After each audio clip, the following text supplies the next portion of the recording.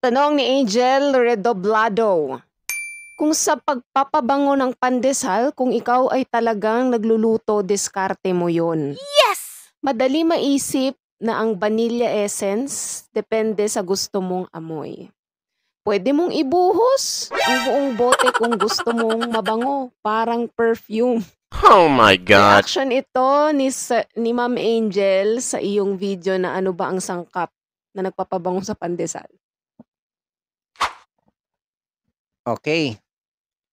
O Ma'am Angel, medyo mamaya susundin ng ating mga ano to Ma'am Angel. O sinasabi ni Ma'am Angel, kung sa pagpabango ng pandesal, para sa akin din naman, kung hindi mo kontrolin ang inyong ginagamit, lahat ng ginagamit natin pag hindi kontrolin, sigurado bukod na nalugi ka pa, na masira pa ang gawa mo.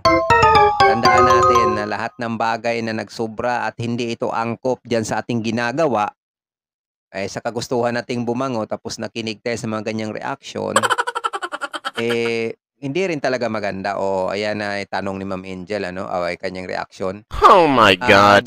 Yan nga guys, sa nasabi ko doon, minsan din talaga sa iba nagtatanong sa groups, hindi rin maganda ang kanila minsan ang mga sagot nila.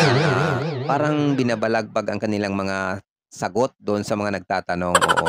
Meron din akong isa dyan na nagtanong din sa akin kasi sabi niya si Ma'am Kausi, makita natin yung comment dyan ni Ma'am Kausi, sabi niya, dito na lang ako sir magtatanong sa inyo kasi nagsubukan ko ng magtanong sa group, hindi maganda yung kanilang mga sagot.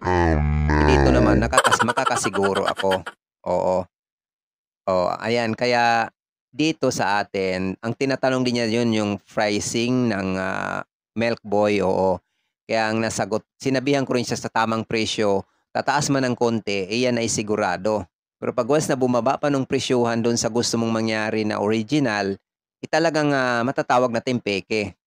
Basta dito naman guys, sa mga ating hinahalo, tandaan natin na sinasabi ko pa, sa mga ginagamit natin, pag yan ay hindi tama sa sukat, sabihin nating nagsobra-sobra ka dyan, wala kang tinapay na maganda. Baka mamaya hindi mo pa yan makakain. Oo. Ang paglagay natin ng pabango sa ating tinapay, mas maganda nakabase kung gaano karami ang ating ginagawa. Kung yan dyan sa sinasabi ni Ma'am, ibuhos ang isang bote, pwede yan, depende sa bote kung anong laki ha. Kung yan ay bote lamang ng ketchup, gumawa ka ng 2 sakong tinapay, kayang-kaya yan. Iko-cover. Oo, kayang-kaya iko-cover yan, isang boteng sa ketchup lang ha, yung 200 ml mahigit. Kayang-kaya yan. Nakadepende nga yan sa dami ng inyong ginagawa.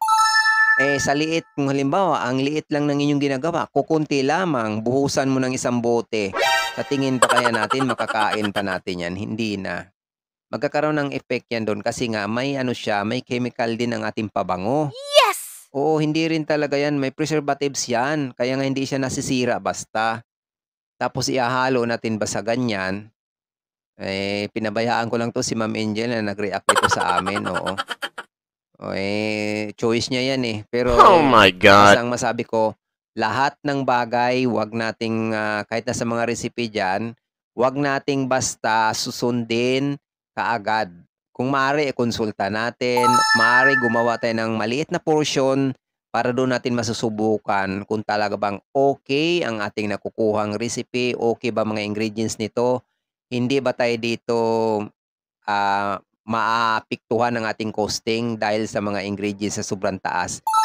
Sabihin ko sa inyo guys, meron din talaga sa ating, lalo na dito sa ating YouTube channel, maraming nagsisend nito ng mga sa amin mga recipe na talaga po namang talagang over talaga ang mga ingredients. Kaya hindi ko nire-recommend sa kanila. Pero sinabihan ko rin sa inyo yung sinisend sa inyo, na sa inyo yan kung subukan yung gawin.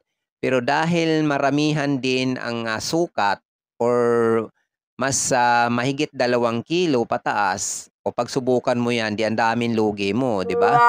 Kaya kailangan talaga kahit sa recipe nga nakukuha, hindi din talaga madali pag yan, easy nyo lang talagang gagawin yan na hindi nyo pa tinatry.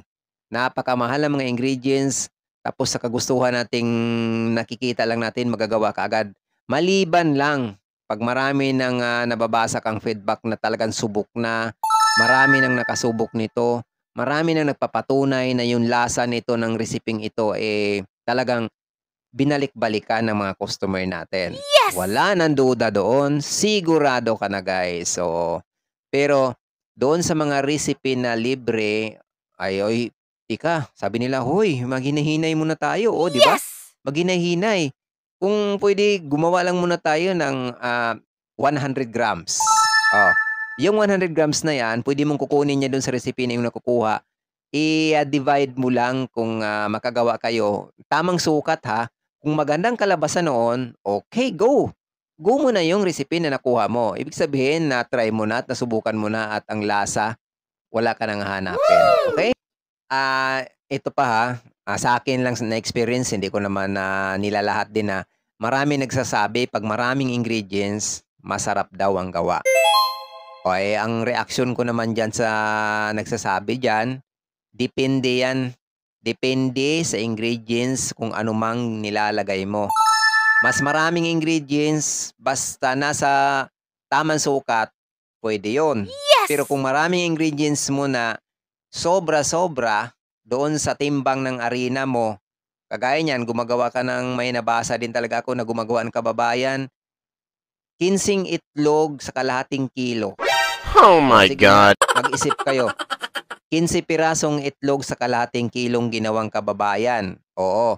Tapos yung ibang ingredients pa, hindi ko na lang banggitin kung sino kasi ito yung protection din to. Mahirap yan guys. Kailangan talaga nakabase din tayo. Mas maganda ng recipe natin hindi nakakaumay. Oo, kasi isipin mo, pag hindi nakakaumay, bibili ulit. Kasi hindi na, kung isang piraso pa lang, umay na yung customer natin. O talungin ko kayo, paano pa kayo balikan? Diba? Okay, parang relasyon lang yan. Pag sobrang umay ang karelasyon mo, mag-iisip na, hindi ka napuntahan. No? Okay?